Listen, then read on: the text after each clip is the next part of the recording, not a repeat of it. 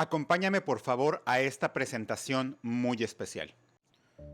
Después de vivir siglos de servidumbre, los Leil cometieron el acto más desesperado para alcanzar la libertad, la destrucción de la fuente de su legendario y codiciado poder.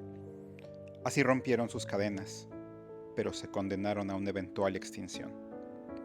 Ailic Hollinscairn es uno de sus últimos descendientes, un muchacho que ha crecido en la miseria de la ciudad de Navle, viviendo en un mundo donde la máquina ha dejado obsoletas las capacidades generales que otrora determinaran el ascenso y la caída de reinos y naciones. La pérdida de la única persona en su vida es el primero de dos golpes que lo cambiarán para siempre. El segundo es su adopción por el conde de Skrilsen, un movimiento que no solo lo expondrá a otras realidades en Cair, sino también al encono y al odio que significa su sangre, y lo hará enfrentarse a preguntas y secretos que guarda sobre sí mismo. Escrita en la clave de las novelas de aventuras de época, esta novela de fantasía épica combina elementos de Academia Oscura, aventuras en alta mar, novela de capa y espada, civilizaciones perdidas, batallas descollantes y el asombro más épico. Pronto conocerás el mundo de Cair.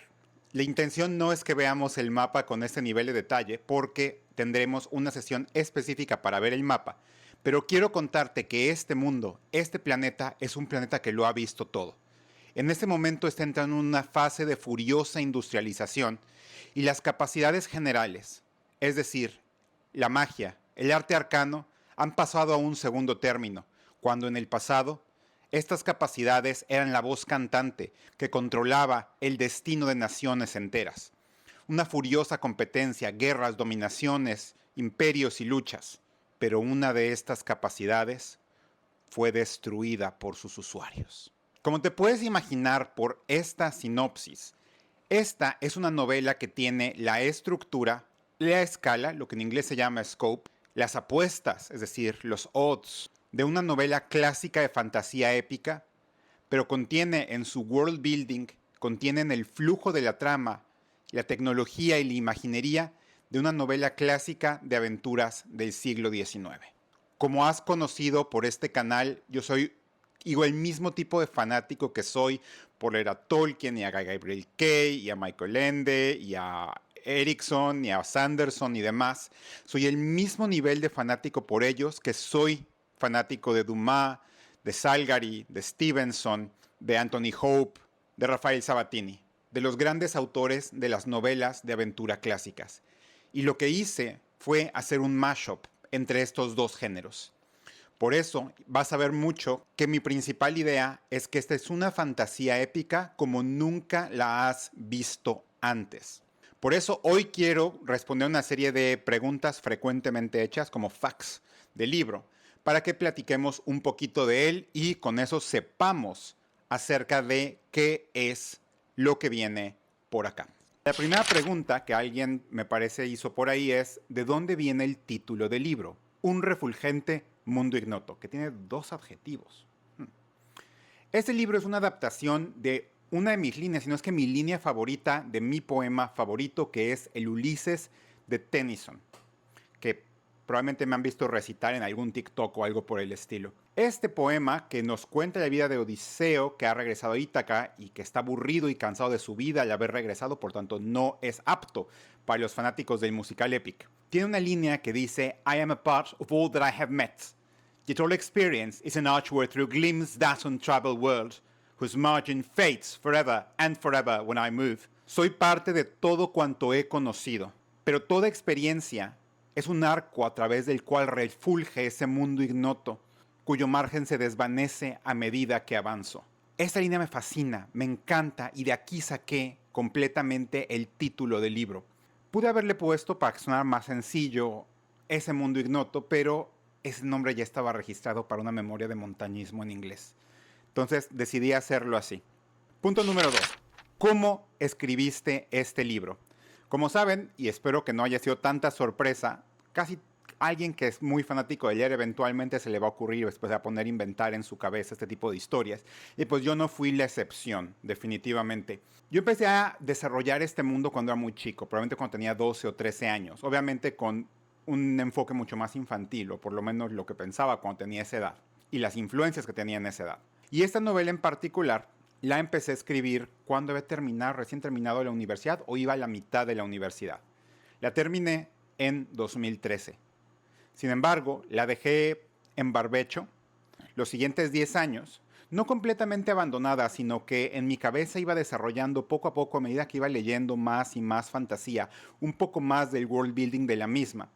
Hasta que finalmente en 2023, ya instalado completamente en una nueva vida en un tercer país, me puse a reescribirla, es decir, hacer el segundo borrador de la novela para terminarla más o menos a mediados finales de ese año. En adelante pasamos a un tercer borrador, pasó por el proceso de betas y este año entró a corrección y la novela está plenamente lista. Pregunta número 3.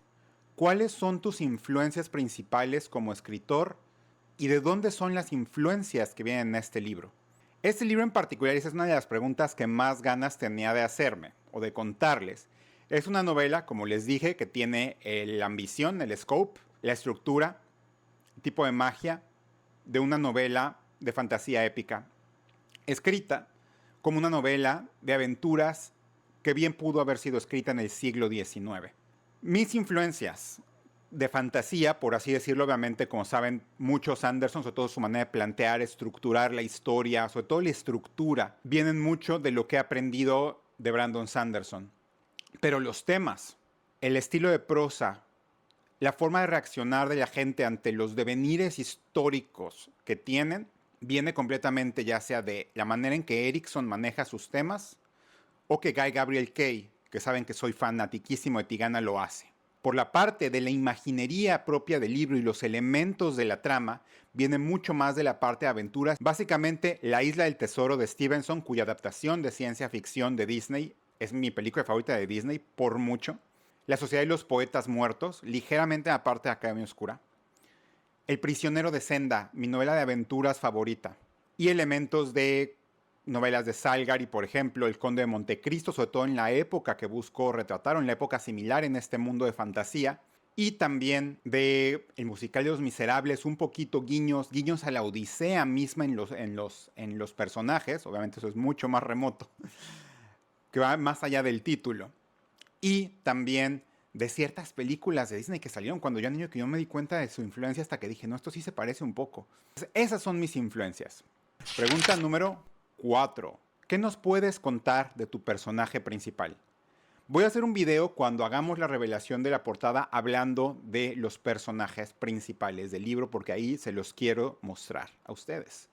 Lo único que les puedo decir hoy es que Algic, que es mi personaje principal del libro, es un personaje en el que trabajé mucho tiempo, pero lo formé con muchas influencias que son relativas a la época más o menos en la que está viviendo y tiene ciertos guiños a la historia real, a otros personajes de fantasía, a personajes del mundo real y personajes de novelas clásicas escritas, más o menos en una época similar a la época en la que estaría ambientado el libro si fuera en este mundo. Y última pregunta, ¿qué podemos esperar de aquí en adelante? Pues bueno, de aquí en adelante sigue ya la revelación de portada que haremos en un poco de tiempo más, mientras continuamos con el contenido normal del canal hasta que lleguemos a la revelación de portada. Voy a seguir publicando historias, noticias y después iremos conociendo un poco más del libro para llegar prácticamente al lanzamiento. La información de formatos, lanzamiento y similares la vamos a conocer en ese momento también. Cuéntame qué te parece. Dime si he llamado tu atención, dime si te he hecho una propuesta de valor que te llame la atención, pero créeme, he trabajado muchísimo tiempo por esto que me ha apasionado muchísimo en mi vida y pues bueno, ya nos quedan 3 meses y en serio no puedo esperar para que conozcas esta historia.